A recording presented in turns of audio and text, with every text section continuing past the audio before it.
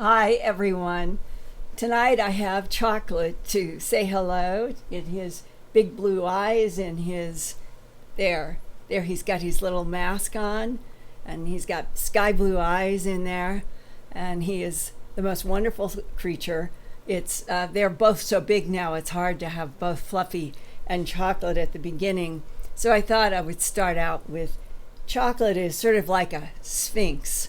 He is mysterious and beautiful and wonderful, and show them one more time your beautiful head, your beautiful eyes, and then I'm going to let you down. Yes, I am. I'm going to let you down.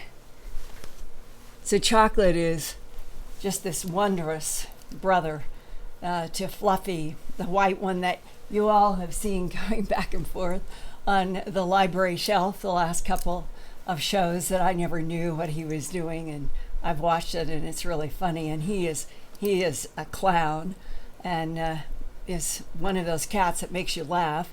And Chocolate is like a sphinx, mysterious, wonderful, loyal, stays right outside of my office all the time waiting for me to come, and that we love each other so much. And I think everybody out there, you all have animals, you write to me about them, and it is that tremendous love between humans and animals that is one of the really good parts of living on planet Earth.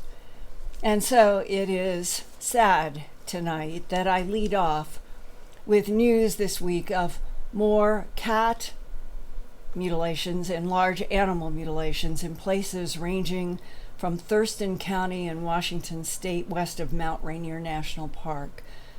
That's about 60 miles south of Seattle. And this past weekend, on August 4th, I received an email from a Washington State resident who wrote, quote, "There is a disturbing flap of animal mutilations now in Thurston County, Washington. Multiple dead and mutilated cats found. Each case thought to be connected because in each one, the cat's spine has been removed.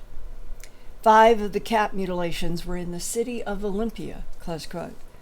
Now, these cases are similar to what happened last month on Sunday, July 8th in Port Angeles, when another cat was found bloodlessly cut in half near a playground where children were in the school.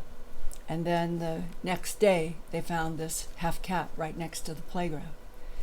Deputy Police Chief Jason Vita said the cat was cut in half, quote, "with a clean, sharp tool," close quote. That means there's no blood. None of these cases that I've investigated ever have blood. It's the dryness and the preciseness and the impossibility almost of them that hits everybody who's ever investigated one. That cat, the one that the police officer was talking about, the owner is Debbie Drake, and she told the Peninsula Daily News on the record, quote, "It's not something that a normal person can wrap their head around. How somebody can do something so horrendous," close quote. And of course, for the last 40 years, I've been investigating bloodless, trackless, mostly large animal mutilations up until the end of the 1980s. And that's when I started getting my first bloodless half-cat mutilations. And at earthfiles.com, my news website alone, I have at least 300 in-depth reports about the bloodless half-cat, smaller animal mutilations. Now, before these current Thurston County, Washington cat mutilations, I personally do not recall ever having a report or interviewing people in which the spine of the cat had also been removed. This is a first. This is a change in the MO. But this whole region of Olympia, Washington, and surrounding Thurston County up in northwestern U.S., it has been over the decades, ever since I started investigating large animal mutilations, that it has been one of the most persistent places in the United States for cat mutilations. And on August 5th, the next day after that one report, The newspapers and media reported that there was the 7th mutilated cat in a short time was found at 10 a.m., and it was reported to the Olympian newspaper. And they, quote, reported, "The cat was mutilated and displayed on the front lawn of a resident in the area of Decatur Street Southwest and 6th Avenue Southwest," and this was reported by the Thurston County Animal Services Officer, Arika Johnson.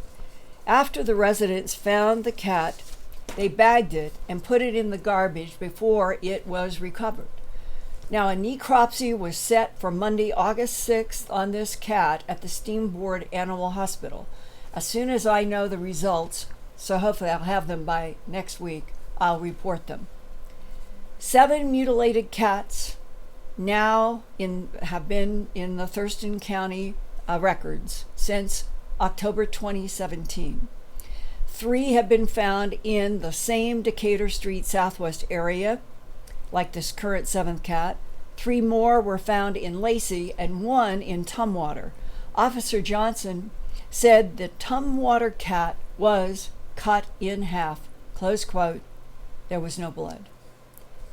At my news website, earthfiles.com, I have these now 300 reports, half cats, ranging all over the United States, Canada, England, and Australia. At the typical half-cat mutilation scene, there is no blood on the fur or surrounding ground, and whichever part of the cat is left to be found, the front half or the back half. It is rarely both halves. There has been a cat up in Snohomish, Washington, who was found with a front half and a back half at the scene, and when it was taken to the veterinarian, she found that there was a 3-inch section that had been removed between the front and the back half of the cat. You would never have known if it hadn't been taken to a veterinarian. And she gave me the x-ray that she put up on her box so that I have at Earth Files in my reports. The front half x-ray, the back half x-ray, and the exact space she made. That was the width that was removed from the cat. A highly strange omission there of taking out that tissue. So there's no blood on the fur or on the ground. And in these front half and back half, some of the law enforcement people I have talked to over the years, they refer to it as like a hand puppet. If it's the front half, everything has been removed and you can hold the cat up on your hand, the head, and everything's removed. If it's the back half, it's very similar. All of the intestines and the organs have been removed in the back half. That's why some people have referred to them, the bodies that they find, as like hand puppets, clean from the inside out. And I worked with Dr. John Altschuler, a pathologist and hematologist in Denver for about a decade in the 1980s to the 1990s. And one of the mutilation cases that we worked on beyond horses and cattle and other domestic farm animals was a half cat that we were able to get shipped from Vancouver, Washington, same area of the country. And when Dr. Altschuler examined it was the front half of a Persian cat, dry excision, dry insides, nothing liquid. He found that the entire edge of whatever had cut this beautiful gray Persian in half, it left the excision hard like plastic, which I found in cattle and horses and other domestic farm animals. And under a microscope, Dr. Altschuler was able to show and confirm and send a report to the Vancouver Animal Group that the hemoglobin had been cooked and the collagen had been cooked by an instrument like we found in cattle and horses that was heating up these tissues to a cooking level, but there was no carbon residue. And I've mentioned that before on this YouTube channel, that we're a carbon-based life form, and if you take something like a laser, normal laser surgery in a human or an animal, under a microscope, you're always going to see what looks like black pepper at the excision, because we're a carbon-based life form, and when it's exposed to heat, it leaves this carbon residue. In that cat, just like we have reported in animals and horses and cattle, no black carbon at the excisions in what we'll call the unusual excisions that in the large animals, law enforcement told me as far back as September of 1979, Linda, the perpetrators are creatures from outer space, and the reasons that they gave were because they saw the round lights, the beams of light. Ranchers saw animals go up in beams of light. You couldn't get any of that law enforcement or those people to go on the record in front of a TV camera, but they told me what they had seen. And in this case, the very fact that the excision lines in these half cats up in the Tacoma area are not bloody, I would guess that they don't have carbon residue either. And then the question is, who are the perpetrators exactly in the half cats? Well, in these 7 new Thurston County, Washington cases, if anyone has more information, you can call Thurston County Animal Services at, this is their phone number, area code 360-352-2510. Also, there is a company called Pasado's Safe Haven. It is offering a $1,500 reward, and Q13 TV News will match that to bring the reward up to $3,000 for information that leads to an arrest and or conviction in a cat mutilation case. Now, right after the August 4th and 5th weekend, from Argentina came more cattle mutilation reports that I have been getting for the last couple of months. I had these translated, and the first is dated August 6, 2018, reported by the Argentina newspaper La Nación, with vivid, bloodless, clean photos that I'm going to include in upcoming Earth Files, Real X-Files reports that are not immediately available to the general public to protect children and people who are sensitive about the pictures, even though they are not gory with blood. They are showing what these bloodless, trackless animal mutilations are in this current round in Argentina. What La Nación reported, Dateline, Santa Fe, Argentina, which is 290 miles northwest of Buenos Aires. The animal mutilation mystery has returned to the north of Santa Fe. 7 pregnant cows appeared mutilated in different events occurring in just a few days in fields of Colonia Duran in what is called the department or county of San Javier. This is a quote from the newspaper. The cows are missing their tongues and jaws. There were 2 mysterious lights in the sky here, one east and the other west. The lights were like lowering to mutilate and take tissues and blood without having to carry up the whole animals. It was interesting that they made that distinction. So what the mutilators took was only the cow's tongues and jaw flesh in these cases. It's like they make the cuts with a laser or something hot because there is no trace of a cutting knife. There is no blood on the mutilated cattle, and no predators touch the bodies. Carrion birds, like buzzards, do not eat them, and even flies have stayed away from the bodies, close quote. That is evidentiary eyewitness testimony going all the way back into the 20th century, all the way back into the 1950s and 1960s. Law enforcement and ranchers were noticing back then no flies, no buzzards, and no carrion birds would come and eat on the mutilated animals. Continuing with the newspaper, veterinarians who have examined these mutilated cattle have no answers for what happened. The mystery continues in Colonia Duran, 72 miles north of Santa Fe. Some claim to have seen lights there at night that do not resemble stars, but that move across the sky looking like stars above the cow pastures where dead and mutilated animals are later found. La Nacion has also learned that a few weeks ago, 5 animals were found dead and bloodlessly mutilated 1,800 miles south in El Cerrito, Argentina. And investigators say there are at least a dozen more cattle mutilation cases that have occurred recently in Santa Fe, north of Buenos Aires, but they have not been publicly reported yet to the public for reasons unknown. Now, returning to the United States and highly strange headlines in the last few days, this morning I received an email from an Earth Files follower in Boise, Idaho, and this is what she wrote.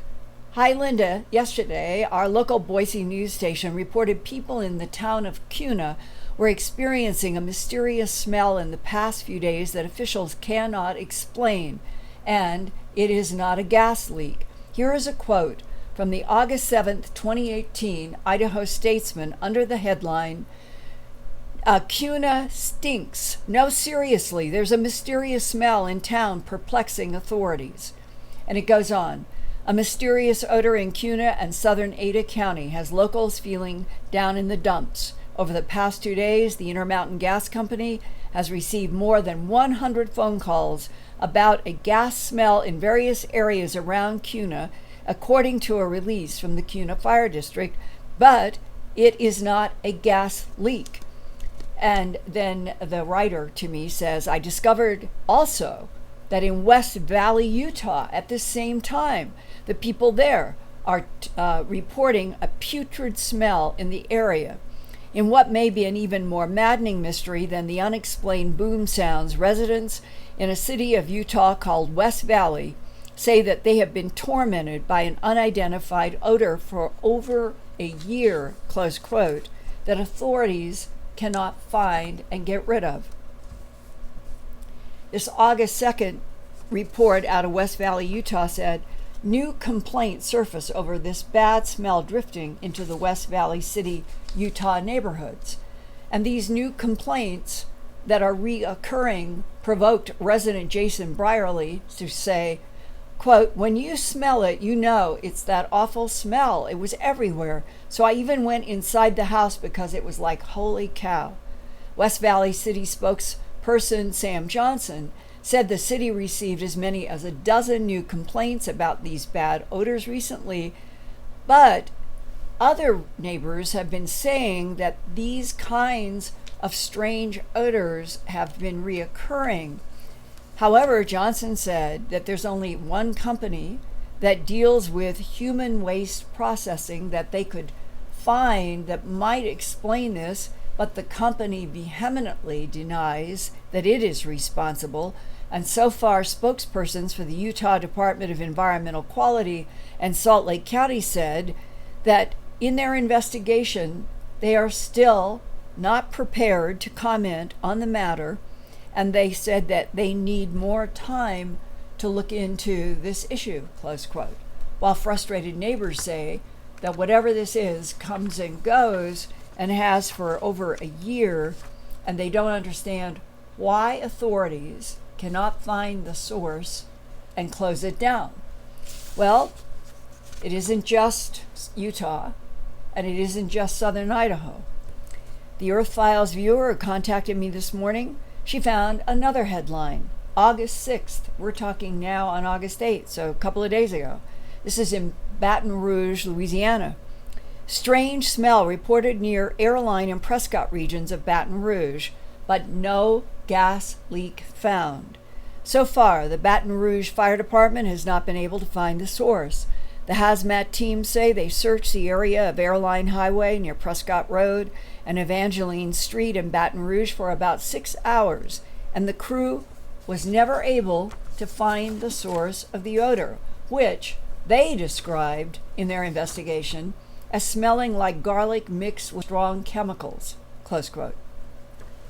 So it's sort of like all of the missing bird reports in the spring from Oregon, and news like these unexplained bad odors and the mutilated cattle and the half cats and California's largest wildfire ever, and the warmest ocean water ever measured off the coast of San Diego this week. Our planet keeps changing and seems in its changes to be haunted by unseen forces. You might even say, as Peter Levenda entitled some of his books, sinister forces. What are they? Why are they here? Why do they come and insert themselves into our matter world and leave these mysteries? And humans cannot find the answers and the perpetrators. We are definitely in a warming phase that is affecting chemistries around the world, from the oceans to the deserts to high mountains. How long will this warming keep increasing? Which beloved life forms, such as polar bears and giraffes and snow leopards, might not survive? How many wonderful Earth life forms will go extinct? And what will humans do to try to help our planet? Many are right now trying to help, but the numbers against the help seem to be greater. Right now, no one has answers to those questions. But Lori, I would like to see tonight if I can answer some of the questions from our Earth Files YouTube viewers. I find this to be one of the more fascinating parts of our YouTube channel. And so I raised some questions and brought some strange and disturbing news tonight. I would like to know if any of you out there, if you know anything in your area of anywhere you live, United States, Canada, and beyond, where there are bloodless half-cats being reported, animal mutilations being reported, strange sounds, unusual odors that people cannot track down, lights in the sky, stories of abductions. Let's dig in to all of it. So the first question is actually a comment that we thought you might find interesting from Alberto. He said, unfortunately, here in Argentina, we also have recent cattle mutilations. Yes, that's what I was just talking about, where the Argentina mutilations, where that they had the 7 pregnant cows in the area in Santa Fe, in north of Buenos Aires, and then all the way down 1,800 miles into El Cerrito, another mutilation. The reports from Argentina now, over the last couple of months, they are coming now in an increasing wave. So I'm going to be doing an Earth Files report that will include some of these photographs. And to me, they are fascinating because they are so eerie. It's not gore. It's the complete precision, the complete cleanness. I remember once asking a veterinarian, how do you get all of the tissue off of the, like as a keyhole, how would you get all of the tissue that clings to the jaw and up through to the gums to the teeth? How would you get it off? And he said that the only way that he knew was to boil the bones. And when I said, well, clearly we're dealing with animals that are found fresh in a pasture, some warm to touch, so they've only been dead for 5 or 6 hours.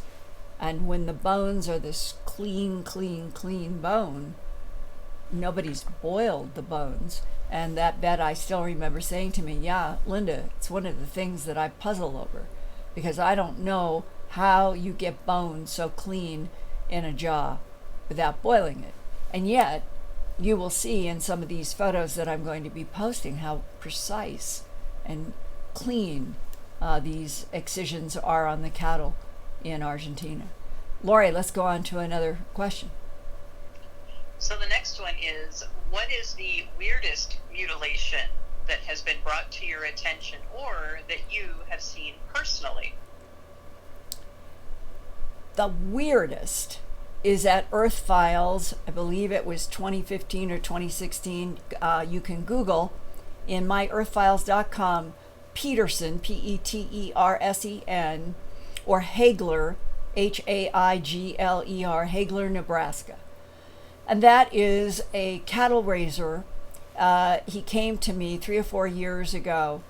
It's a series of mutilations over a period of time. And I'll never forget the morning he called, and this one, there's a whole series of reports of Haigler, Nebraska. And this is the particular one. It is the weirdest of all time to anybody. He had a big pregnant cow, 1,800 pounds. And she was out in a pasture. He'd ask one of his men, his crew, to just go check on this cow because she was getting close to birthing.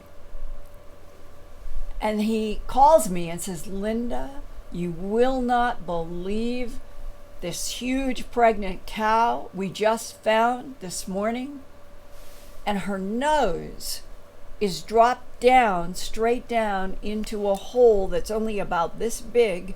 And he said at the bottom of the hole there are spider webs. And he said if she was put into that hole alive, those spider webs would have been destroyed by her slobber and her breath. He said, and he did a photo. I asked him, do a photograph so I can see. And they're at her files.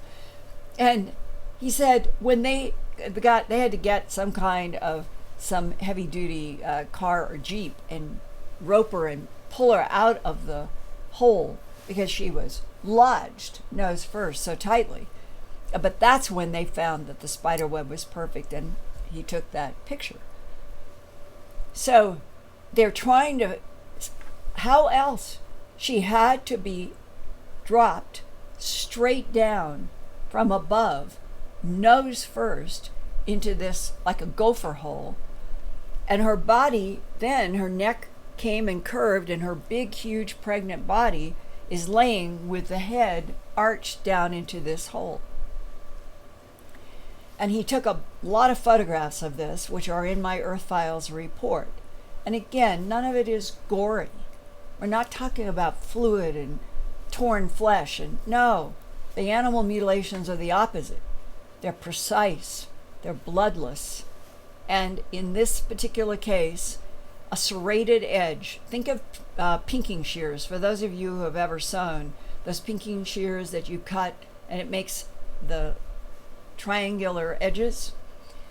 That has been reported in animal mutilations going all the way back to Great Falls, Montana, when Deputy Sheriff Wolverton, Keith Wolverton, I talked with him on the phone when I was working on A Strange Harvest about his finding this pinking shear on a mutilator cut. And since then, we've seen it in Oregon, we've seen it in all kinds of places.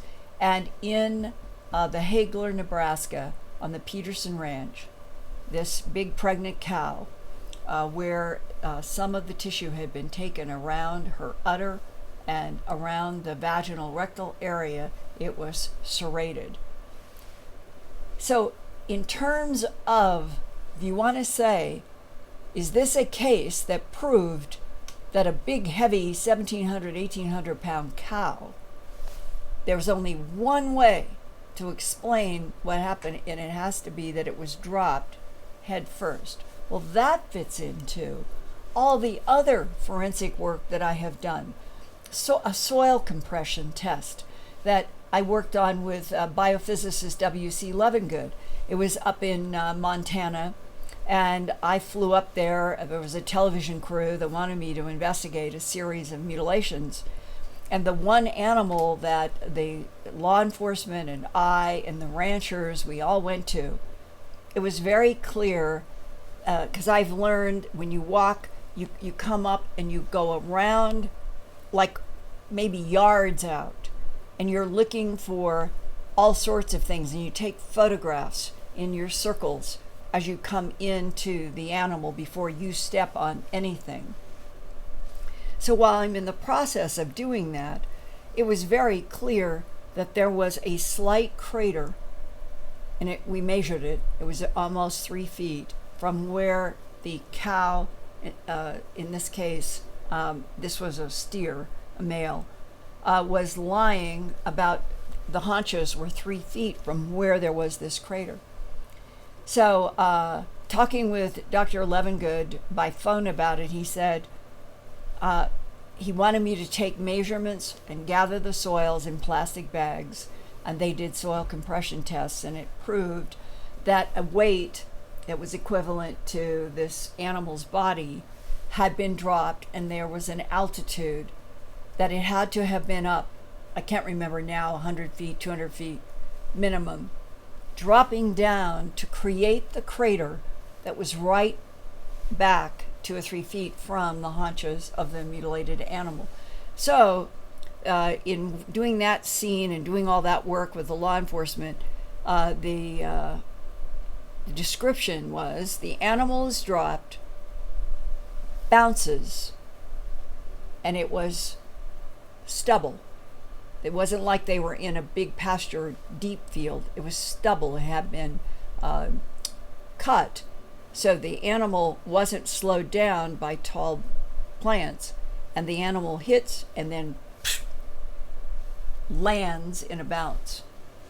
So over and over again, going all the way back to 79 when I started my first investigations of a strange harvest, law enforcement always have said to me over and over, no matter where I've been, this has to be something that is coming from the sky, because we don't find footprints about the animals. Some of them are in craters, like they have fallen.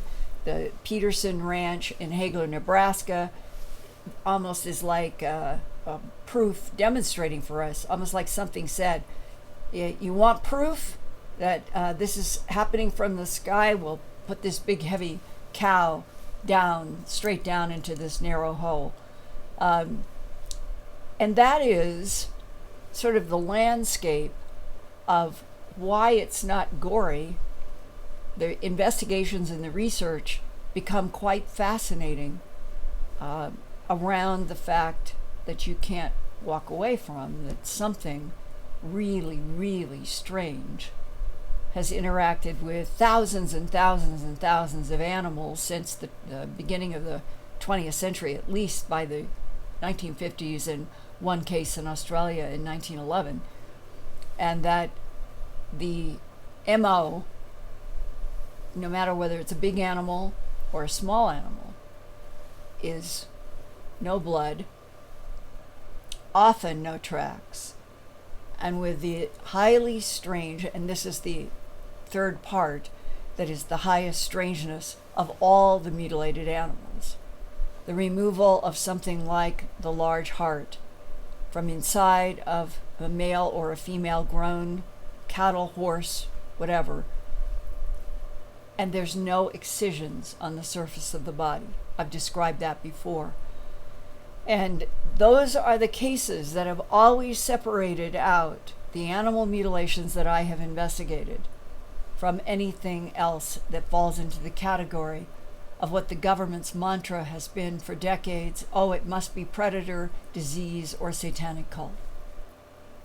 Not any one of those three categories explains what I've just talked about, and not any one of those three categories can remove a 9 by 11 by 12 inch big heart from inside of an adult cow without any excisions anywhere on the chest. So the veterinarians that have done the necropsies and found the heart removed from inside the pericardium, with the pericardium collapsed inside of the chest, no hole in the pericardium, have said, this is impossible. It can't be done. And yet this is what we are dealing with. So you jump over to technology that is beginning to become advanced enough that now, as we go into the 21st century, what could be coming down the pipe that might explain what was happening in the 20th century in these unusual animal deaths where internal organs have been removed without excisions on the surface of the body? Molecular scalpels, excisions that could be made through frequency, so that a frequency of the cutting instrument will only cut into the gallbladder, the liver, the pancreas, whatever it is, and it's matching frequencies. And it'll be done on screens, and there will be a completely different device, and it will not be cutting skin or cartilage or through bone. It will be on a screen. There will be frequencies matching the molecule of a gallbladder. And the surgery will be done by extracting molecules of those frequencies. And there will not be any surgery on the surface of the body, but tumors and gallstones and organs can be molecularly extracted from inside a body. That will be coming eventually, that kind of technology. And that is what the technology has been in the animal mutilations from the 20th to the 21st century. And today, from Argentina to the half cats in the Northwest, to half cats that are in London, to the many, many strange bloodless, trackless animal mutilations around the world, it is something to pay attention to, because from my 40 years of trying to get to the bottom of all of this, it has clearly gone into the category of some kind of an intelligence that is not human, that is extremely advanced, that has a need for genetic material, a need for possibly sustenance from some of this big, huge category of bloodless, trackless mutilations. And I personally feel, I know that this has been the case in my own professional life, the more that I have learned about the animal mutilations and reported it in books and on television and in radio and on the web, the stronger I have felt about whatever the phenomena is that is doing it. It is not focused on humans. And that has given me comfort when I have taken formalin in a plastic container out to a pasture by myself and gotten down with a scalpel or scissors and gotten those excisions to send back to Dr. Altschuler. I confess that I have felt vulnerable in some of those pastures, but I'm still here. And I've said this to ranchers everywhere in both hemispheres where I have been at different mutilations. I don't have any evidence that there's any design to interact with the ranchers and the owners and the towns and the people. It's selective bloodlines, apparently, of animals that are focused on. And I hope these words comfort you a little bit, because the high strangeness on our planet that I'm trying to understand, and a lot of people are trying to understand, is related to something that I think has been here for centuries, for millennia, is here now throughout our Milky Way galaxy. And I think that we need to try as best we can to learn as much about what is happening on our planet, and that will make us stronger for whatever could be coming when we finally, I think, have some kind of public world encounter with something that falls into the non-human category. And that I am convinced from talking with remote viewers and others that we have strong allies, and those strong allies in the non-human category are the ones that have helped us for a very long time. And I keep counting on the fact that those allies are there and they do help us, and that you, I, everybody, the more we learn, the stronger we'll be for whatever is going to come next in opening up that we're not alone in the universe, and that even though there are things like animal mutilations on our planet, it doesn't mean that there is some huge, violent, negative thing focused on us humans. That's what keeps me going. I want to understand it all. So, Lori, let's see if there is a third question. Well, I actually actually have about 10, so why don't I give you a couple and you can pick one. Right. There's a couple really good ones. So one is, could the perpetrators be humans with advanced technology? Another good one is, have you had a chance to see any mutilations on Skinwalker Ranch? Which one would you like to tackle? Both. I have personally never been physically to Skinwalker Ranch, but I'm the one who interviewed Sherman. He was the owner of the ranch going way back around the probably 1995, 6 period.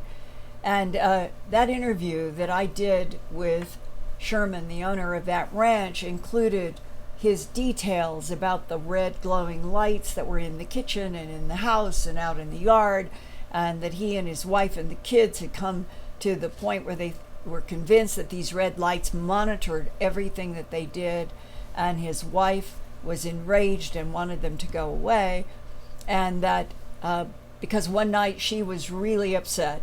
A husband with an upset wife wants to do anything to calm her down. So he told me that in his wife's angst, he took some kind of a gun. I don't remember now. It was a weapon.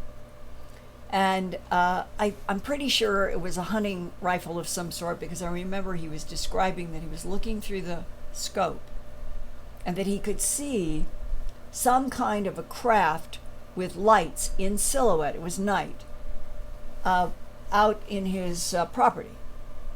And it was seeing that through the hunting scope, he said, it just enraged me. I'd had enough of all of this. He said we had the lights, we had mutilations, we had Bigfoot, we had everything going on. And he started running. And he said, I ran all the way down to where those lights were and realized they're up. They're up above the ground, not very far. And I ran under them, and I recall he was yelling, leave us alone. And inside of whatever these window-like, I don't know, cut in the side or something he could see through, he said the light was a strange yellow inside this craft. And he could see two humanoids. He said they looked strange to me, but they were wearing, as I recall, he said plaid shirts. Well, what's interesting, crop circles, abductions, cattle mutilations. Over the last 40 years, I've heard a lot. And one of the strange things is the description of plaid shirts on what people think look human, but it's constant. Plaid shirts, blondes with plaid shirts down mutilating an animal. Plaid shirts on a little girl in a strange crop circle situation 15 years ago. Plaid. Why are there plaids? Well, in this case, he said they have on plaid shirts. And he said all of a sudden in his mind, he's hearing telepathic, like he's listening, like a radio. He said, I can suddenly hear their conversation in my mind.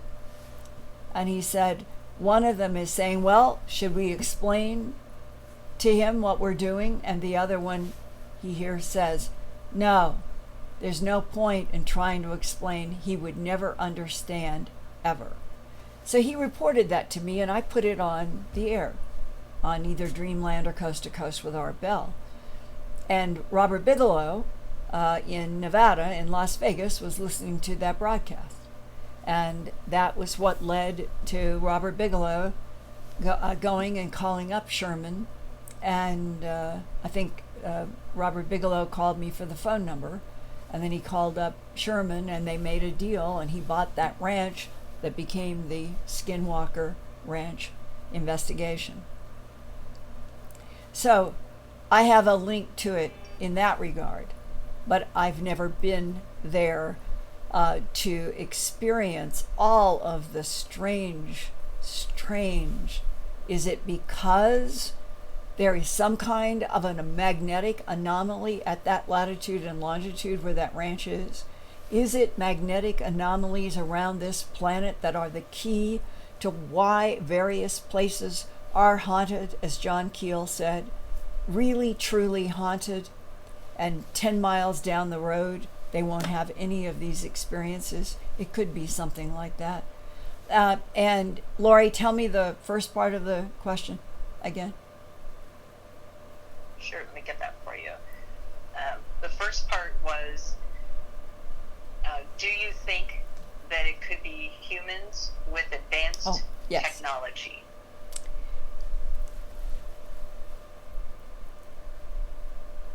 In my discussions tonight about no carbon at the excision line, and yet the hemoglobin is cooked and the collagen is cooked, huge hearts missing in the chests of animals where the pericardium has collapsed into the chest, but there's no fluid, no blood, there's no clotted blood in the arterial or the venous system, and no excisions where you could take out a huge 9 by 11 by 7 or 12 inch heart.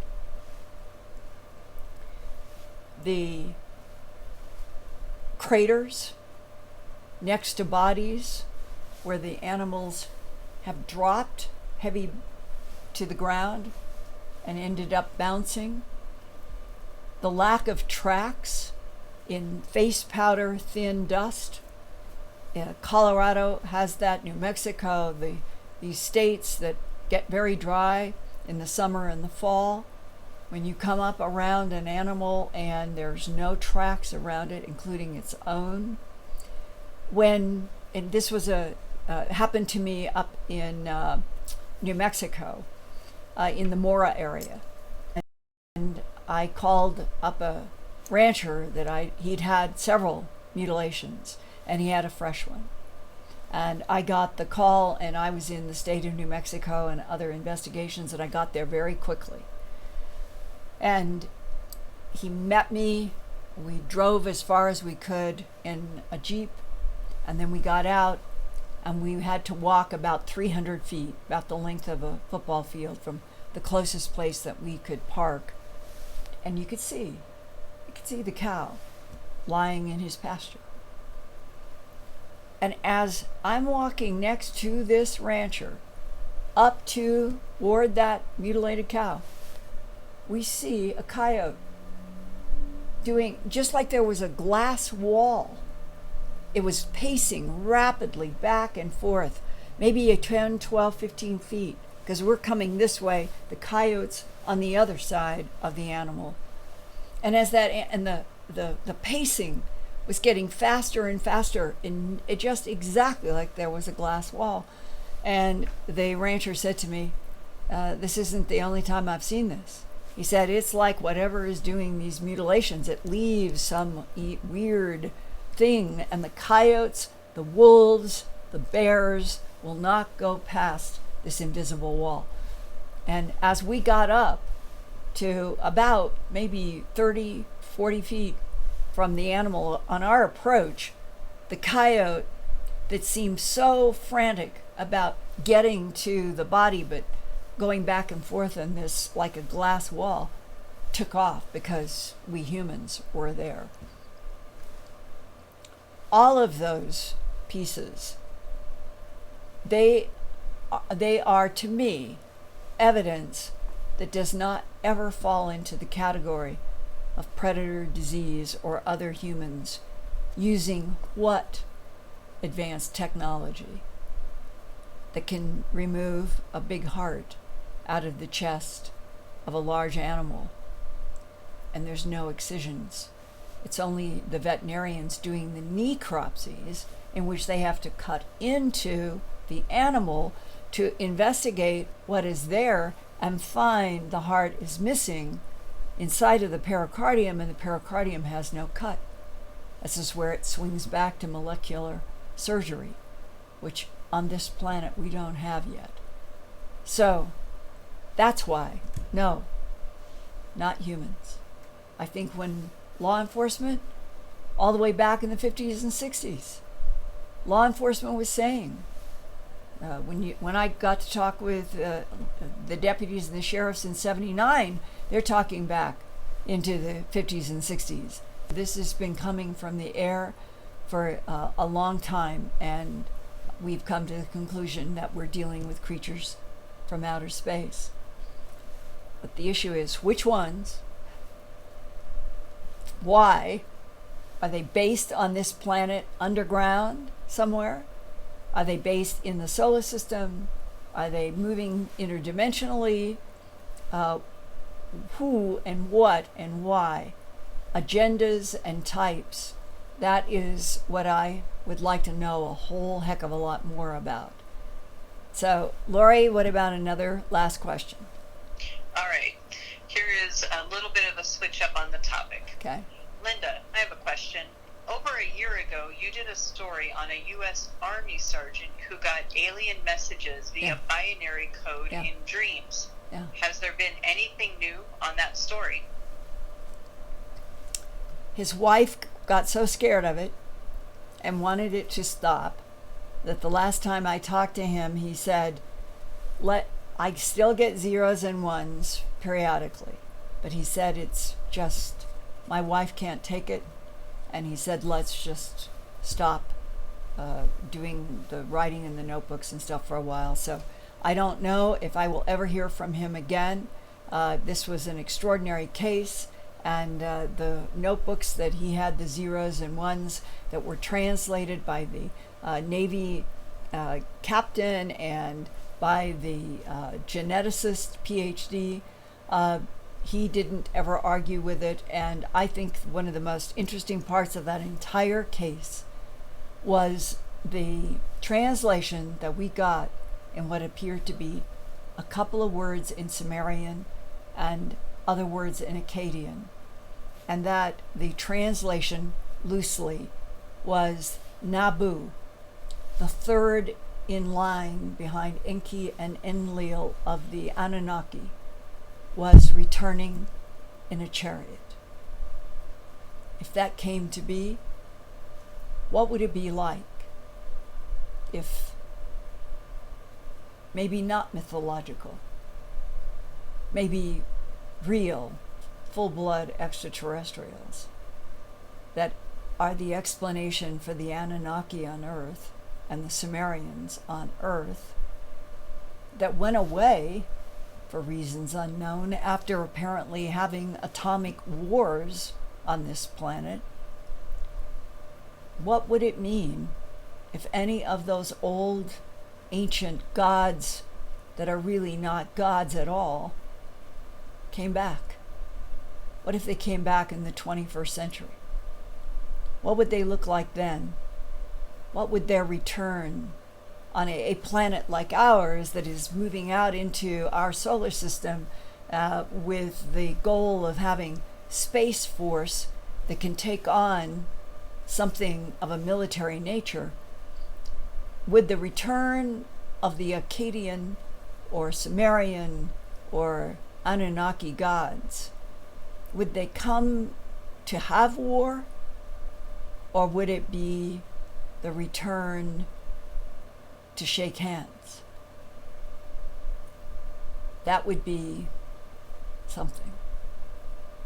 So let's close out tonight with the image, the thought form, the prayer, that whatever the ancient gods were, whenever, millions of years ago, thousands of years ago, whatever was their purpose with this planet then, that whatever is out there and whatever our government worries about in terms of a possible threat that they reference periodically in their documents, that we have allies, and that the return of something ancient might be the first application of a serious advanced space force, and that space force would come when this whole planet knows we're not alone in this universe, and that our space force would have allies that have technologies so advanced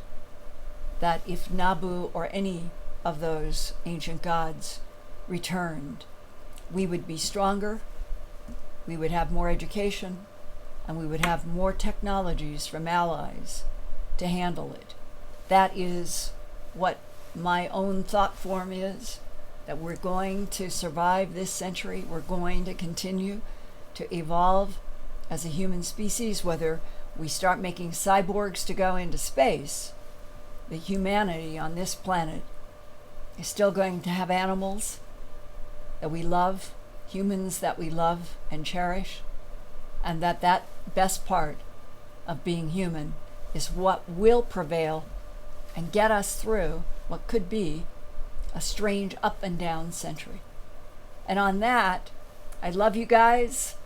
Send me more emails. And Lori, I'm saying good night. One more thing. One more thing. Please thank our wonderful super chats tonight. Vicky, Dinosaur, and Michael. Thank you so much. Thank you always, all of you. The super chats are so appreciated. This is hard work. It takes a lot to do it. And everything that you guys contribute is a huge help. And I can't thank you enough. And I'll see you guys next Wednesday.